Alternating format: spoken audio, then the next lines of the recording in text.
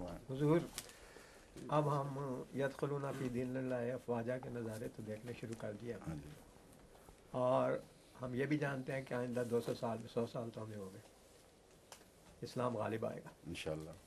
तो जब मुसलमानों की तादाद इतनी ज़्यादा हो जाएगी तो हज एक दिन में तो बड़ा मुश्किल हो जाएगा अदा करना मुसलमानों के लिए। क्यों?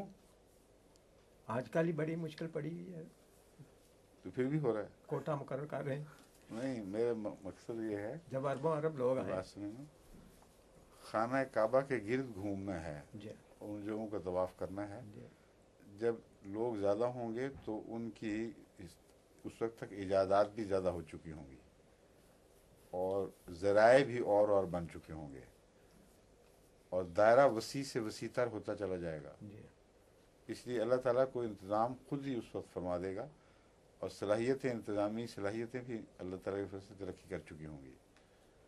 दिक्कतें तादाद से नहीं बल्कि ज़मानों से ताल्लुक़ रखती हैं। पुराने ज़माने में भी दिक्कतें हुआ करती थी, बावजूद इसके लोग थोड़े होते थे। अब ज़्यादा हो गए हैं तभी भी दिक्कतें हैं। तो दिक्कतों का जो मज़मून है वो सफ़र से हो या हज से वाबस्ता हो, वो एक दायमी चीज़ है, एक निस्बती चीज़ है। तो आइंदा ज़मानों में खुदा ताला कोई और ऐसे रास्ते, इजादात ऐसी पैद बना देगा जिसके ज़रिए ज़्यादा आसानी के साथ आउटर सर्कमफ्रेंस के लोग तय कर हाँ हाँ ठीक आउटर सर्कमफ्रेंस के हो सकते हैं। हो सकता है उस वक्त ये फैसला भी करना पड़े कि सफ़ा और मरवा के दरमियान उसके पहलू में भी आगे पीछे उस हद तक जाएं तो वही काफ़ी हो जाएगा। क्योंकि उसकी वजह यह है कि खुदा ताला का कौल उसके तख्लीक करदा कवायद और कवानीन से टकरा नहीं सकता।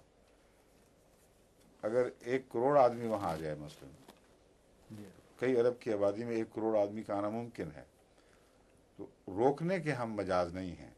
इसलिए कोटा कायम करने के मैं कायल ही नहीं हूँ।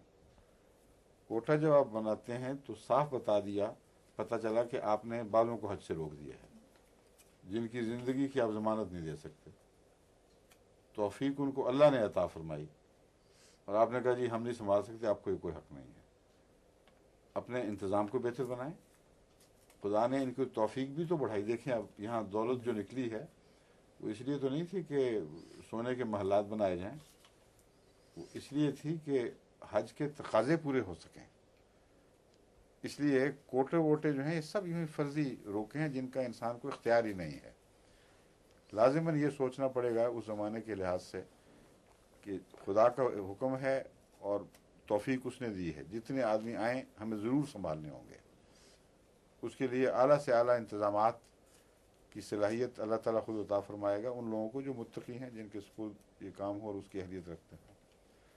और उस वक्त के लिहाज से अगर ये नामुमकिन हो जाए कि दिन मुअय्यना दिनों के अंदर हर शख्स उस तवाफ में से गुजर जाए, तो उसका एक ही हल नज़र आता है कि जिस तरह आब ना हो तयम्मुम हो जाता है, तो उस हज में सफ़ा व मरवा का तयम्मुम ही हो जाए, उस दायरे को फैला दिया जाए उनके अंदर, बजाय इसके कि तंग एक सड़क के ऊपर दौड़ें, एक वसी मैदान में उनकी पहलू में उनकी एक्सटेंशन कर दी जाए, तो वो उसका कायम मुकाम हो जाएगा। और ये इसलिए ज़रूरी है कि 2 बातों में एक को चुनना है बहरहाल आपने, या फिर एक हज ना करने दिया जाए या हज ज़रूर करने दिया जाए और जिस हद तक हो सकता है उस हद तक करने दिया जाए।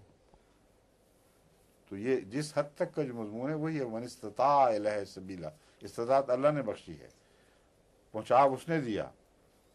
अब आगे जाके फिर जितनी तौफीक है उतना ही उन्होंने करना है ना, समझे जी।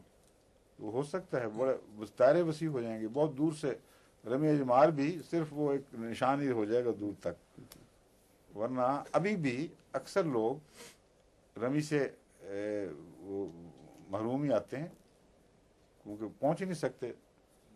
ऐसे तो मैंने देखे जिन पर पत्थर पड़े हों मैं खुद रमी ना कर सके, जूतियां भी पड़ जाती हैं उन पर कि मुझे हज से आने वाला बताया कि एकदम पीछे से पड़ा देख, तो किसी ने दूर से अपनी जूती उतार के गुस्से में शैतान को मारी थी, वो शैतान तक तो नहीं पहुंची, एक फरिश्ते को लग गई।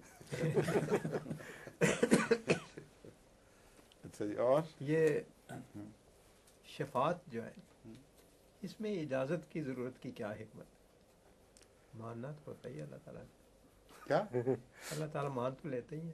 نہیں شفاعت جب کرتے ہیں. جس کے متعلق یہ کہہ دے جی ہاں کہ میں ضرور مانوں گا، جی ہاں اس کا اختیار بندے کو دے دے ہاں جی تو وہ خدائی میں شریک ہو گیا، جبکہ اس کے اندرونی حالات کا علم نہیں. ایک آدمی کو آپ ظاہری طور پر فرشتہ سمجھ رہے ہیں، اس کے لیے دعا تو کر لیں، اگرچہ اندر سے جو مرضی گندا ہو، اس میں آپ کا کوئی قصور نہیں، مگر خدا کمٹ کر لے کہ جو تمہیں نظر آ رہا ہے وہ میں مان جاؤں گا، یہ بالکل درست نہیں. یہ شان کبریائی کے خلاف ہے، اور توحید کا یہ مقام ہے جو نبیوں کو نہیں نصیب ہو سکتا. ناممکن ہے کہ نبیوں کو بھی وہی مقام ہو.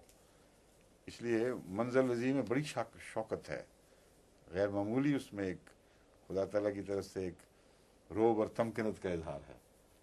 منزل رضی یشفع عنده الا باذن، نبی بھی سوال ہی نہیں کوئی. سبحان اللہ. ٹھیک ہے.